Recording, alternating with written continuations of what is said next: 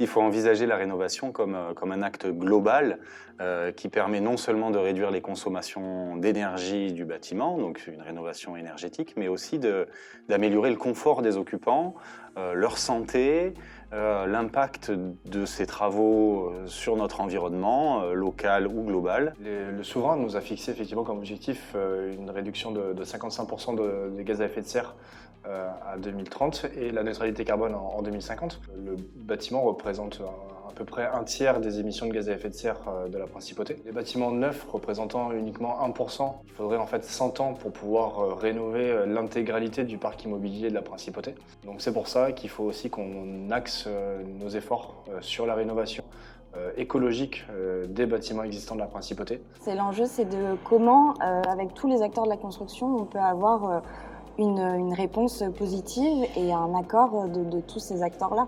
Parce que les propriétaires, tous les copropriétaires ne soient pas forcément d'accord avec ces changements généraux dans tous leurs bâtiments. Comment est-ce qu'on peut justement simplifier cette démarche ?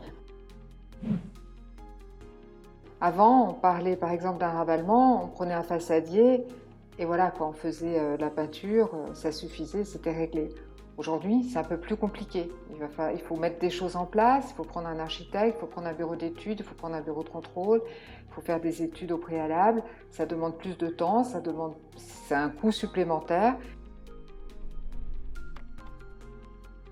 Donc la mission pour la transition énergétique a voulu mettre à disposition des acteurs de la principauté, des acteurs du bâtiment de la principauté, une calculatrice qui regroupe l'intégralité des subventions qui sont mises à disposition par les différents services du gouvernement princier. On entreprend une rénovation d'immeuble à partir soit d'une injonction, soit il y a des problèmes d'ordre technique en façade ou de forte dégradation. Et là, on intervient.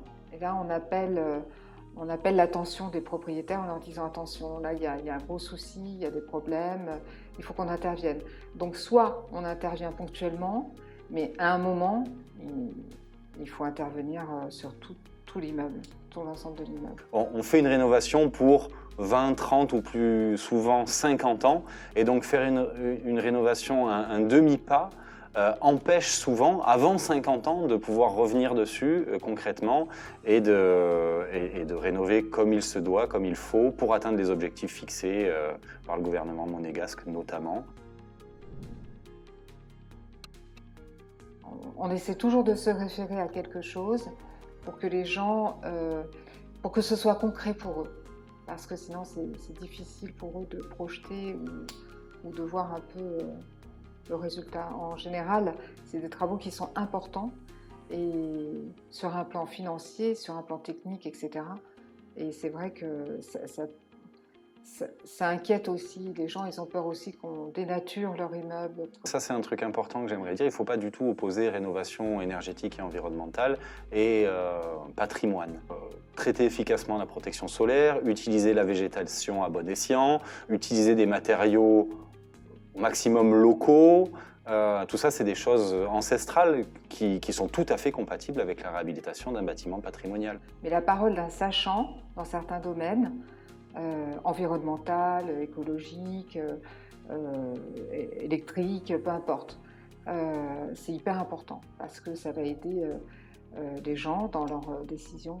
Je pense qu'il faut que la copropriété, donc les syndics qui accompagnent les copropriétés, n'aient pas peur de mettre les moyens sur l'accompagnement technique, architectural surtout, pour avoir de vraies études de conception qui aboutissent à un projet ficelé sur lequel les copropriétaires n'aient pas l'impression qu'il a été plaqué sur leur bâtiment une solution toute faite, mais bien un projet concret, contextualisé. Tout ce qui est psychologie d'accompagnement au changement, communication, explication, s'appuyer sur des relais au sein de la copropriété, de copropriétaires qui seraient un peu plus motivés ou simplement de copropriétaires qui ont, de par leur histoire, leur vécu, une aura ou au moins une écoute plus attentive de la part de leur pairs est très important. On ne peut pas envisager la réhabilitation de copropriété uniquement sur l'angle technique ou économique.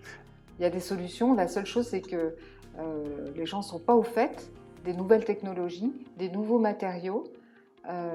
Et ça, par contre, c'est là où nous, on a besoin de l'aide des professionnels pour que, justement, on puisse défendre ces matériaux-là auprès des copropriétaires. En tant que technicien, nous, on s'occupe justement uniquement de toute cette partie technique, de comment justement, à l'aide d'isolation thermique en façade, à l'aide de végétalisation, à l'aide de traitement du confort d'été et d'hiver, on va pouvoir traiter des bâtiments et les rendre plus durables finalement.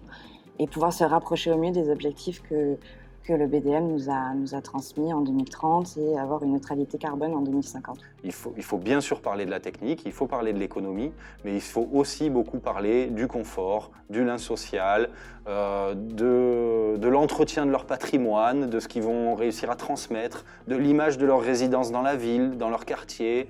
C'est des choses qui sont trop souvent passées sous silence ou balayées sous le tapis, alors qu'elles ont une importance, d'après moi, capitale pour enclencher le passage à l'acte. Moi, je suis optimiste. C'est ce qui fait que je fais ce métier aussi, donc je suis optimiste. Je me dis, d'ici quelques années, si on est plusieurs, il suffit qu'une personne se lance.